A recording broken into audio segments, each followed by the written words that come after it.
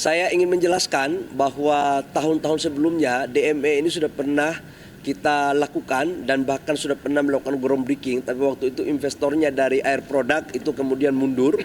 Tapi kemudian ada juga investor yang menawarkan dari China, tapi juga tidak termampu diimplementasikan. Sekarang kita tidak butuh investor.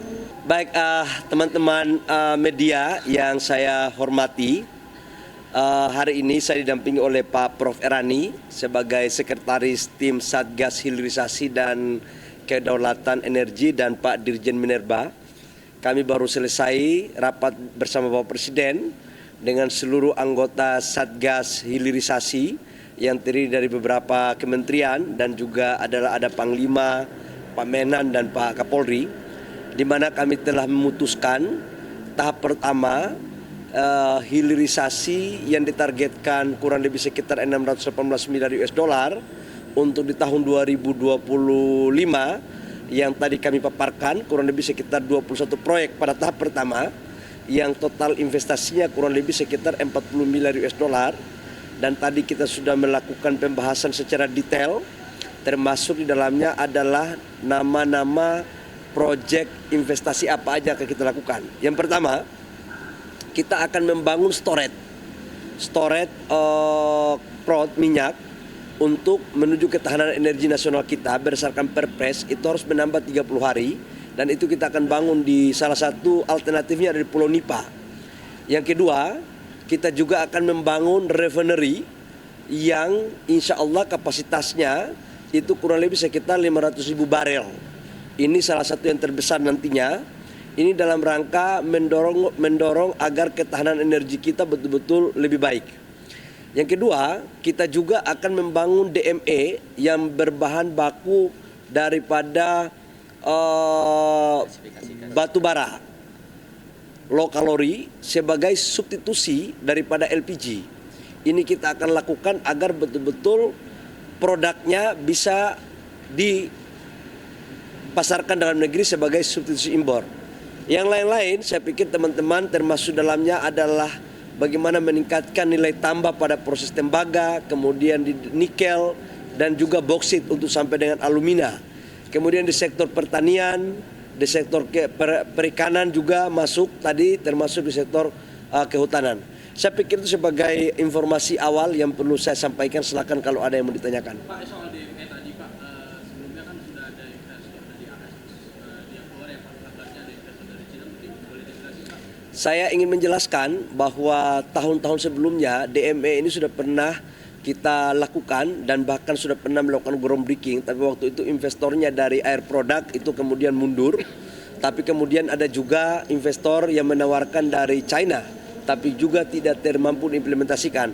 Sekarang kita tidak butuh investor. Negara semua lewat kebijakan Bapak Presiden memanfaatkan resource dalam negeri. Yang kita butuh mereka adalah teknologinya.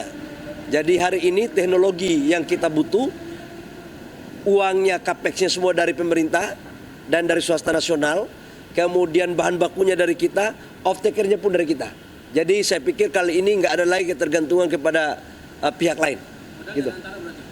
Salah satu di antaranya adalah Danantara. Lokasinya di Sumatera Selatan, kemudian di Kalimantan Timur, Kalimantan Selatan. Ada 3 atau 4 proyek yang akan kita dorong DME secara paralel.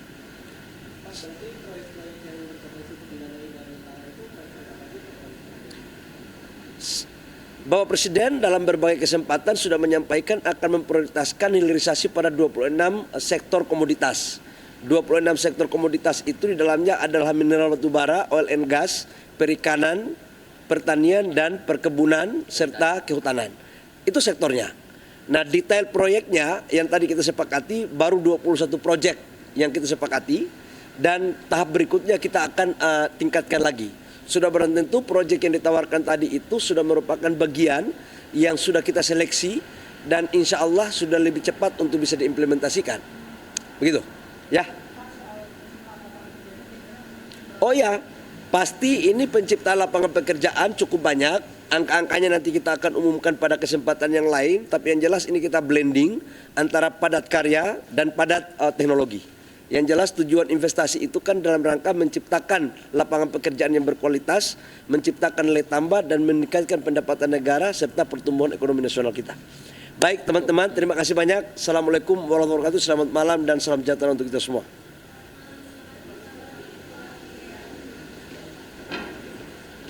Assalamualaikum warahmatullahi wabarakatuh. Salam, Om Swastiastu, Nama Budaya, Salam Kebajikan.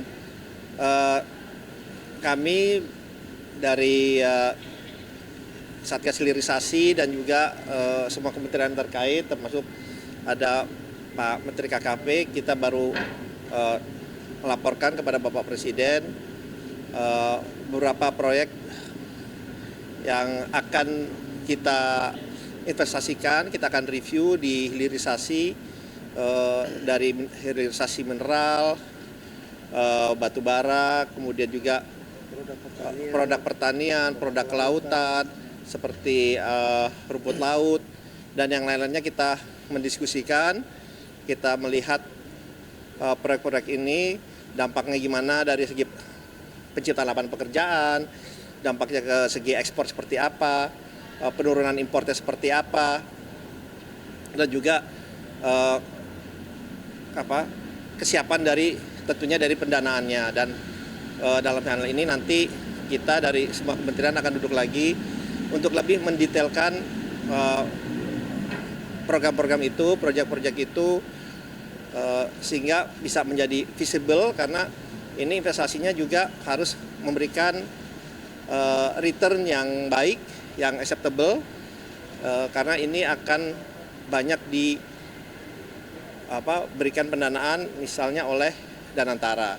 Jadi Danantara juga kita akan melalui proses yang proper, melalui proses komite investasi, due diligence, itu semua step akan kita lalui, karena kita juga terbuka